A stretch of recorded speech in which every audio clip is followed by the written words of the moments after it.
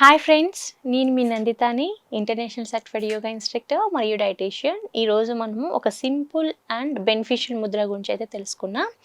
పిల్లల్లో concentration improve చేయడానికి, only పిల్లలనే కాదు ప్రతి ఒక్కరిలో కాన్సన్ట్రేషన్ ఇంప్రూవ్ చేయడానికి, ఎస్పెషల్లీ కిడ్స్కి ఏంటంటే చదువుకునేటప్పుడు వాళ్ళకి కాన్సన్ట్రేషన్ ఇంప్రూవ్ చేయడానికి, ఆలోచనలు ఎక్కడంటే అక్కడ వెళ్ళకుండా ఉండడానికి మనకి ఈ ముద్ర బాగా పనిచేస్తుంది. ఈ ముద్ర నేమ్ వచ్చి జ్ఞాన ముద్ర. సో నేమ్లోనే ఉందన్నమాట, జ్ఞాన ముద్ర, మనలో జ్ఞానాన్ని ఇంప్రూవ్ చేసే ముద్ర. ఇది చాలా సింపుల్ ముద్ర. ఈ ముద్రను మనము అడాప్ట్ చేసుకొని డైలీ మెడిటేషన్ చేయడం వలన కాన్సన్ట్రేషన్ అనేది ఇంప్రూవ్ అవుతుంది.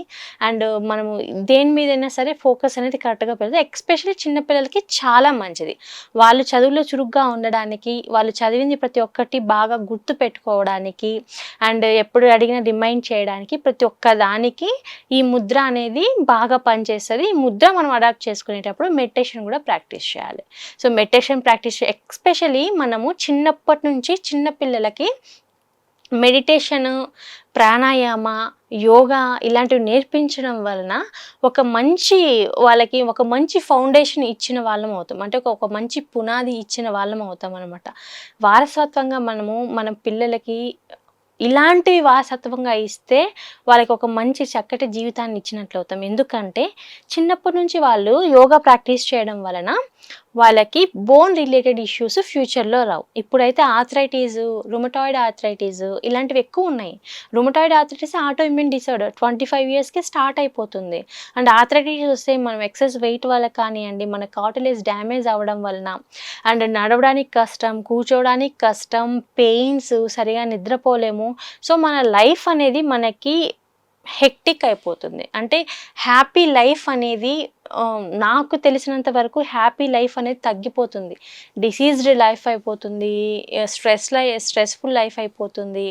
ఇవన్నీ ఎందుకు మనకి ఇవన్నీ రావడానికి గల మెయిన్ రీజన్ ఏంటంటే మన life style changes. And not only life style changes, మన ఆలోచన విధానం కూడా కరెక్ట్గా లేకపోవడం. పెద్దల మాట చెద్దన్నం మూట అని ఎందుకంటారు? పెద్దల వాళ్ళ మాట వినడం వలన ఇన్ని తరతరాలుగా మనకి మన హెల్త్ బాగుంది, మన కల్చర్ బాగుంది, అండ్ మన ఎన్విరాన్మెంట్ బాగుంది అంటే పెద్దవాళ్ళు చెప్పింది అలా ఫాలో అవుతూ రావడం. కానీ టెక్నాలజీ వల్ల అండ్ పొల్యూషన్ వీటి వల్ల ఏమవుతుందంటే ఇవన్నీ మన హెల్త్ మీద ఫస్ట్ నెగిటివ్ ఇంపాక్ట్ చూపిస్తుంది. అండ్ మన ఆలోచన విధానం మీద కూడా నెగిటివ్ ఇంపాక్ట్ అనేది చూపిస్తుంది. ఒక్కసారి మెడిటేషన్ చేయండి, చేసి చూడండి. మన ఆలోచన విధానం కానీ ఎంత మార్పు వస్తుందో మీరే చూడొచ్చు. అండ్ ఎస్పెషల్లీ చిన్నప్పటి నుంచి చిన్నపిల్లలకి ఇలాంటివి మనం అడాప్ట్ చేయించడం వలన వాళ్ళు పెరిగే కొద్దీ వాళ్ళకి ఆర్థరైటిస్ రాదు. అండ్ వాళ్ళకి హార్మోన్ ఇంబ్యాలెన్స్ అనేది ఉండదు. హార్మోన్స్ అంటే వాళ్ళ హైట్ అనేది కరెక్ట్గా ఉంటుంది, గ్రోత్ కరెక్ట్గా ఉంటుంది యోగా చేయడం వలన. అండ్ ఫ్లెక్సిబిలిటీ అనేది ఇంప్రూవ్ అవుతుంది. అండ్ మనకి ప్రతి ఒక్క ఆర్గాన్కి, ప్రతి ఒక్క సెల్కి ఆక్సిజన్ సప్లై అనేది కరెక్ట్గా ఉంటుంది. వాళ్ళ ఆలోచన విధానం కరెక్ట్గా ఉంటుంది. ఒక దేశానికి ఒక మంచి యూత్ని క్రియేట్ చేయడానికి మెడిటేషన్, ప్రాణాయామ అనేది అంత ఇంపార్టెంట్. సో చిన్నప్పటి నుంచి వాళ్ళకి మెడిటేషన్ అలవాటు చేయడం వల్ల వాళ్ళ ఆలోచన విధానం అనేది డెఫినెట్లీ అంటే చాలా వరకు మారుతుంది. పాజిటివ్గా పెరుగుతారు పిల్లలు. పాజిటివ్ ఎనర్జీ అనేది ఇంప్రూవ్ అవుతుంది. అండ్ వాళ్ళు ఏం చదువుకున్న కాన్సన్ట్రేషన్ అనేది ఇంప్రూవ్ అవుతుంది. అండ్ ప్రతి ఒక్కటి ఎక్కువగా బాగా గుర్తు పెట్టుకోగలుగుతారు. వీటికి అన్నిటికీ మెయిన్ మనం ఇచ్చే ఫుడ్తో పాటు మనము వాళ్ళకి డైలీ మెడిటేషన్, ప్రాణాయామ అలవాటు చేపేయడం. మెడిటేషన్ అంటే చాలామంది బోర్గా ఫీల్ అవుతారు, కానీ మెడిటేషన్ అనేది బోరింగ్ థింగ్ అయితే కాదు. అసలు మెడిటేషన్ అనేది మనకి మన బ్రీత్ మీద మనం ఫోకస్ చేయడానికి, మన బ్రీత్ మీద మనం కంట్రోల్ చేయడానికి చాలా టైం టేకింగ్ ప్రాసెస్. ఒక రోజుతో మనకి మెడిటేషన్ రాదు. మెడిటేషన్ అనేది మనం డైలీ ప్రాక్టీస్ చేసే కొద్దికి మనకి కాన్సన్ట్రేషన్ పెరుగుతుంది. ఒకరోజు మనం కళ్ళు మూసుకొని మెడిటేషన్ అంటే మన ఆలోచనలు ఎక్కడో ఉంటాయి. ఆలోచనలు ఎక్కడో ఉండకూడదు. మన ఆలోచన మన ఊపిరి మీద ఉండాలి. దాన్ని మెడిటేషన్ అంటారు. కాన్సన్ట్రేషన్ ఎప్పుడైతే మన ఊపిరి మీద మనం కాన్సన్ట్రేట్ చేస్తామో డెఫినెట్లీ స్ట్రెస్ అనేది రిలీఫ్ అవుతుంది. మన కాన్సన్ట్రేషన్ లెవెల్స్ అనేటివి ఇంప్రూవ్ అవుతాయి.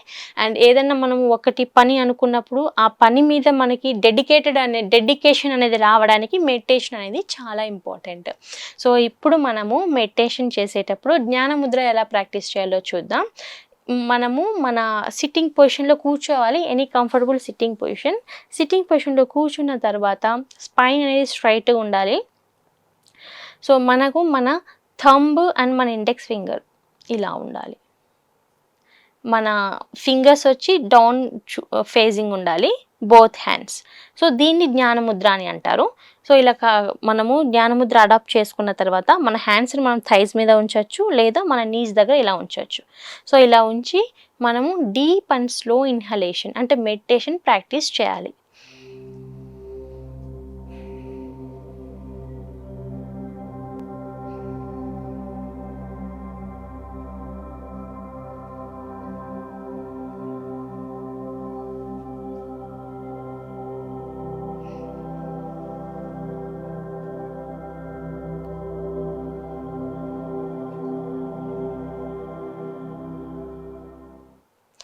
సో ఇది జ్ఞానముద్ర.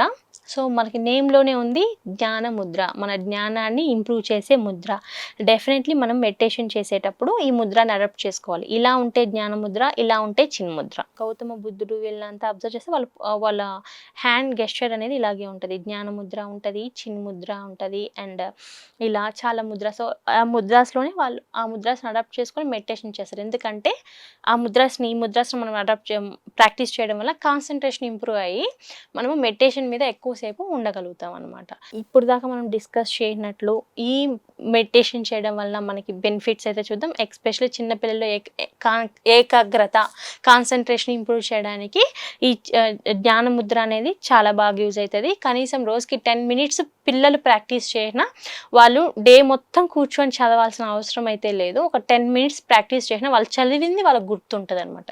మనం చదివింది మనకు గుర్తుండడానికి, కాన్సన్ట్రేషన్ ఇంప్రూవ్ అవ్వడానికి, డెడికేటెడ్గా ఏదైనా ఒక పని తీసుకున్నప్పుడు డెడికేటెడ్గా ఆ పని చేయడానికి మనకి ఈ ముద్రతో పాటు మెడిటేషన్ అనేది యూజ్ అవుతుంది. సో ఇప్పుడు మనం ఒక మంచి ముద్ర గురించి అయితే తెలుసుకున్నాం. ఇంకొక రోజు మనకు మంచి టాపిక్తో, మనకు మంచి ఆసనాతో, ముద్రతో మళ్ళీ కలుద్దాం. అప్పటి వరకు నమస్తే.